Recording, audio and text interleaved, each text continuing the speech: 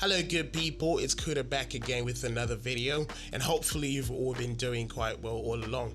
So a while ago I promised you guys I was going to make a video sort of like a behind the scenes to show you how I made my most recent music video by Soldier59. The song is called Correct, and I think he did an amazing job covering 4 Simba tags.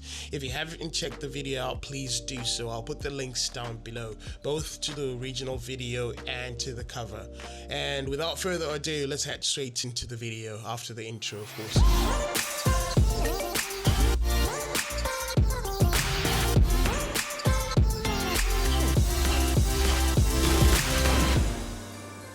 Alright, so to start off, let's talk about the gear that we used to shoot this video.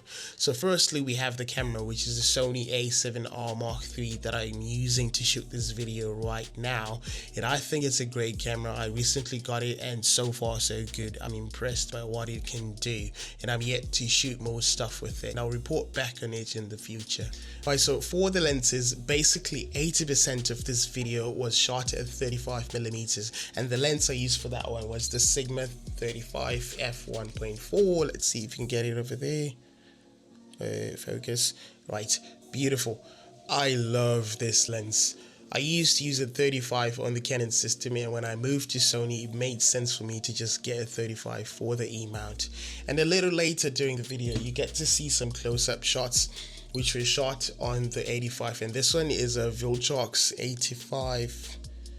It's a Viltrox 85 1.8, another good piece of gear over here. And for lenses, that's all we used. We also had some Godox SL60s, I think, for lighting. I'll explain further on those when I get to the lighting section. And I had this DIY dolly that I think it'll be cool to make a video on to show you how I made that. A very cheap and very excellent dolly if you're on a budget. So we also had a smoke machine on the set, and initially I thought it would have been a good idea to have some smoke, but I didn't like it, so it didn't quite cut it for the rest of the video. But there are just a few seconds where you can see the smoke bellowing on the sides, and that was all. Right, so let's move on to the lighting.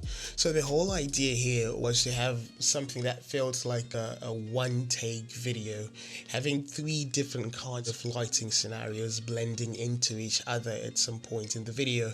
But I couldn't do that, so here's what we did. We lit up the scene for the first scenario, shot the whole video up to the end, and then changed up our lighting, shot the second scene again, and then changed again for the 3rd time and shot the whole video from start to end. And in post, I tried to blend these together to make it feel like a one-take thingy. Alright, so here I've got some screen grabs from the video that I've opened up in Photoshop, and I'm gonna try to break down the lighting and explain to you how we set it up. So let's head straight into Photoshop and have a look.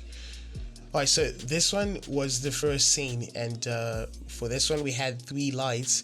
The first one was a key light over here. It was a parabolic softbox. It was lighting the subject over here, as you can see here.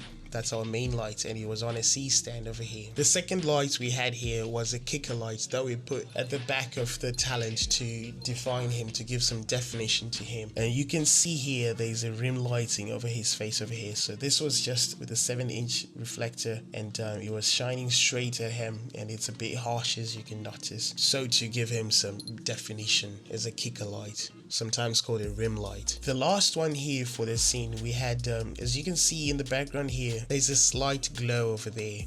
So that one was the 3rd light placed right behind the talent over here, shining at the background. And lucky enough, our background was the same color as his hat over here, and it matched quite well. And this one, I think I put a tissue on it to soften the light, so to give this soft glow over here. And later in post, I put a vignette to emphasize, to put attention on the subject over here. And I think the colors matched very well. As you can see, it matches with his gold chains, it matches with his hat, and he's wearing something black, so there's a contrast here. Something is, the foreground is darker and the background is a bit brighter. I like that. So let's move on to the second one. I'm gonna delete these. The second one here, right, so for this one I wanted to have sort of like a dark, gloomy atmosphere, so I decided to use just one light to light this up. And this one, I placed it atop the talent. As you can see over here, we have the lighting coming from this angle over here. I put it was just out of the frame. If there weren't any black bars here, you would see the light. and this was lighting him here. As you can see the fall off, we have some shadows here cast underneath these eyebrows and the nose and the mouth over here, so it's coming from above. And that was all, but you can notice there's a slight glow in the background, and this was caused by this light spilling off to the background and lighting it a bit. And I actually liked it because there's a slight glow over there, and I think it's actually quite cool. And this was by far the simplest setup we had for this video. Let's move on to the third one. Let's delete this. This is my favorite.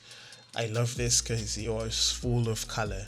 For this one, we had a key light over here, same parabolic dome, and in it we put a green gel. We put a green gel over here, a saturated green. As you can see, that's the one at his face, pointed at his face like this. And I thought it was actually quite cool. And then to complement this one, we had my friend, he was holding this little lamp here that you could point at the background, and we had an orange gel over there, and as you can see it's pointed over the background here. And to improve the dynamics of this video, I had to move the light. So as I shot the video, he moved the light, pointing at the background but keeping it in a motion, like a circular motion, something that was random actually, to make it more dynamic. And I think he did a great job. Now for the third light over here, we had another sort of like a kicker, and in this we also had another green gel, but this green was slightly warmer than this one. As you can see here, it's not a saturated green like this one over here. So this one was the one we used to light up the back here to give him definition once again. And this was all for this scene. Let's move on. The best part about shooting this video was that it was actually very spontaneous, because we had plans to shoot another video on the same day, but those didn't go so well, so I ended up just scraping off that idea. And lucky enough, Soldier happened to be there, and I asked him, can you give me a few tracks I can listen to? And I chose this one, and then we started brainstorming ideas immediately. We went home and started shooting. So there was no music video treatment, no planning prior to making the video, and it was a great experience. Right, so that's it for today, and I hope you had something to take away from this video. And I'm gonna try to post more of these in the future, so please hit the subscribe button so you won't miss any updates in the future. If you like the video, please hit the like button over there, and big shout out to Royal Head Studios for helping out. I'll put his handles down below. You can go follow him on Instagram. So see you in the next video. Peace.